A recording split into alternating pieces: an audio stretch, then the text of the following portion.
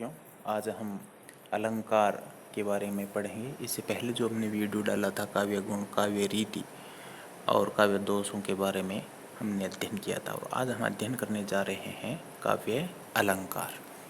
अलंकार कहते किसे हैं, यानी अलंकारों का शाब्दिक अर्थ होता है आभूषण, यानी जो भूषित करे वह अलंकार है। अलंकार कविता कामिनी के सौंदर्य को बढ़ाने वाले तत्व होते हैं। जिस प्रकार आभूषण से नारी का लावण्य, उसकी सुंदरता बढ़ जाती है, उसी प्रकार अलंकार से कविता की शोभा बढ़ जाती है। अर्थात शब्द तथा अर्थ जिस विशेषता से काव्य का श्रृंगार होता है उसे ही अलंकार कहते हैं। कहा भी गया है अलंकरोति इति अलंकार है, यानी जो अलंकृत करता है वही अलंकार है। आचार्य वामन ने कहा है सौंदर्यमय अलंकार है, चारुत्व को भी अलंकार कहते हैं।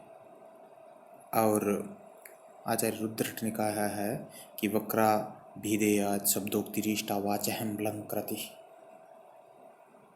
आचार्य दंडी ने कहा है काव्य की शोभा बढ़ाने वाले तत्व ही अलंकार है। वे संस्कृत में परिभाषा देते हुए कहते हैं कि काव्य शोभाकरान धर्मान अलंकारान च प्रचक्षते। अब हम पढ़ते हैं कि अलंकारों के भेद। मुख्यतः अलंकारों के दो भेद होते हैं, एक शब्दालंकार होता है और एक अर्थालंकार होता है। शब्दालंकार काव्य में वहाँ होता है जहाँ काव्य में या किसी पंक्ति में शब्द में चमत्कार होता है, और अर्थालंकार वहाँ होता है जहाँ काव्य में और उसके अर्थ में चमत्कार होता है।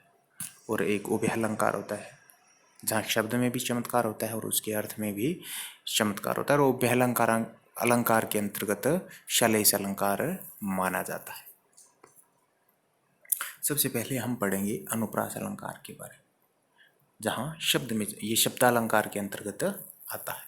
अनुप्रास अलंकार कहते किसे हैं, यानी काव्य में अनुप्रास अलंकार वहाँ होता है जहाँ एक वर्ण की आवर्ती यानी बार बार होती आवर्ती होती है, जिसे हम यह कहते हैं कि क्रमानुसार उसकी आवर्ती होती है, वहाँ अनुप्रास अलंकार होता है। जहाँ एक शब्द या वर्ण बार बार आता है वहाँ अनुप्रास अलंकार होता है।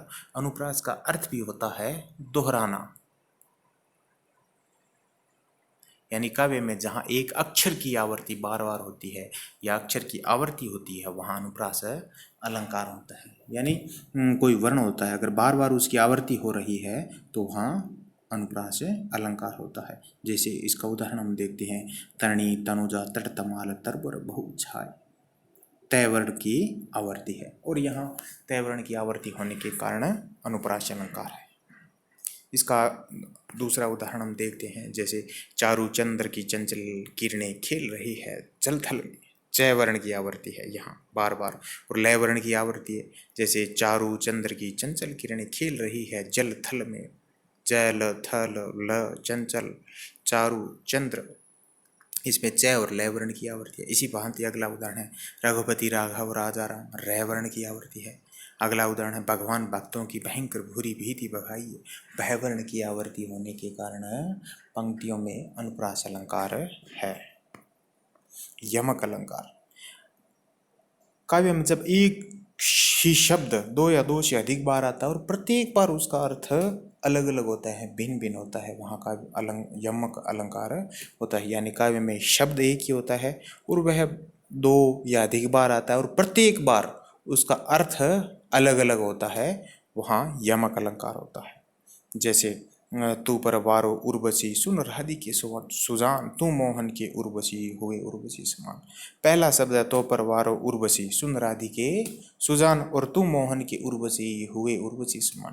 पहला उर्वशी शब्द उर्वशी के लिए आया है, और जो दूसरा उर्वशी है तू मोहन की उर्वशी, यानी उर यानी हृदय, वशी मतलब बसना, हृदय में बसना, उसके लिए आया है। छवे उर्वशी यानी हुए उर्वशी समान, यह तीसरा अंतिम शब्द भी उर्वशी के लिए यहाँ। और शब्द उर्वशी एक ही है और 3 बार आया है, तीनों बार इसमें 2 बार पहले बार उर्वशी शब्द का उर्वशी के लिए आया है, दूसरा उर्वशी शब्द मोहन यानी श्री कृष्ण के हृदय में बसने के लिए आया है। अगला उदाहरण है कनक कनक ते शोभनीर मादकता आदि का, या खाए बोराई जगरवा पाए बोराई।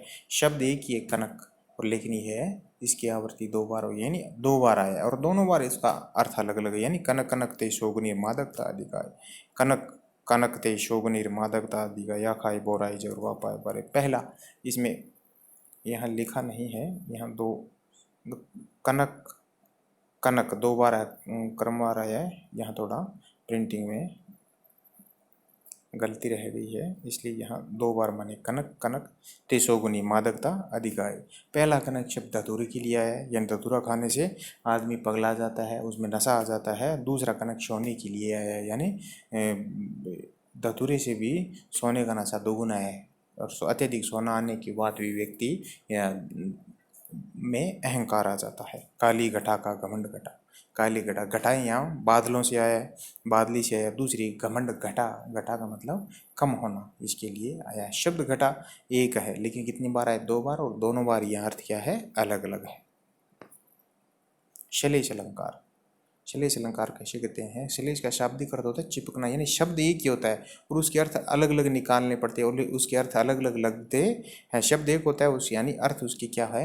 अनेक होता है। यमक में अलंकार में तो ये होता है कि शब्द एक होता है और वह दो या तीन या जितनी भी बार आता है प्रत्येक बार उसका अलग अर्थ अलग अलग होता है। लेकिन श्लेष अलंकार में शब्द एक ही होता है और उसी शब्द के अर्थ अलग अलग लगते हैं, यानी चिपके हुए अर्थ है। शाब्दिक अर्थ उसका चिपकना होता है।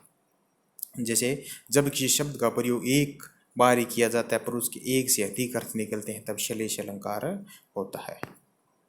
जैसे उदाहरण, चरण धरत चिंता करत चितवत चारहु ओर, सुवर्ण को खोजत फिरत कवि व्यभिचारी और चोर। शब्द यहाँ सुवर्ण एक बार आया है, लेकिन इसके अर्थ अलग अलग हैं, एक ही शब्द है। जैसे सुवर्ण को खोजत फिरत कवि व्यभिचारी और चोर। सुवर्ण शब्द एक है, लेकिन उसके अर्थ खोजत फिरत कवि, सुवर्ण का शब्द कवि के संदर्भ में अगर अर्थ लगता है तो सुवर्ण यानी अच्छे वर्ण। व्यभिचारी, सुवर्ण का मतलब गौर वर्ण या सुंदर स्त्री के वर्ण से लिया। व्यभिचारी व्यक्ति यानी कामुक व्यक्ति, और चोर के लिए सुवर्ण शब्द अर्थ लगता है सोना, इसलिए शब्द एक है। जैसे यहाँ सुवर्ण शब्द का प्रयोग एक बार किया जाता है, किंतु पंक्ति में सुवर्ण शब्द के तीन अर्थ है। कवि के संदर्भ में अगर इसका अर्थ लिया जाए तो अच्छे शब्द हो गए। व्यभिचारी के संबंध में सुंदर वर, सुवर्ण यानी सुंदर स्त्री, सुवर्ण कामुक व्यक्ति के अर्थ में, और चोर के संदर्भ में सुवर्ण का अर्थ हो गया सोना। यानी सुवर्ण शब्द एक है, उसके अर्थ अलग अलग हैं। जैसे पानी गई ने उबरेर मोती मानस चून, यहाँ पानी शब्द एक है, लेकिन मोती के संदर्भ में इसका अर्थ चमक है, और मनुष्य के संदर्भ में इसका अर्थ इज्जत है, और चूने के संबंध में यहाँ इसका अर्थ है जल से लिया गया है। इसलिए शब्द एक है, उसके अर्थ क्या है? अलग अलग लगते हैं, अलग अलग है, इसलिए यह काव्य में श्लेष अलंकार है। अन्य अलंकारों के बारे में हम चर्चा कल के वीडियो में करेंगे। धन्यवाद।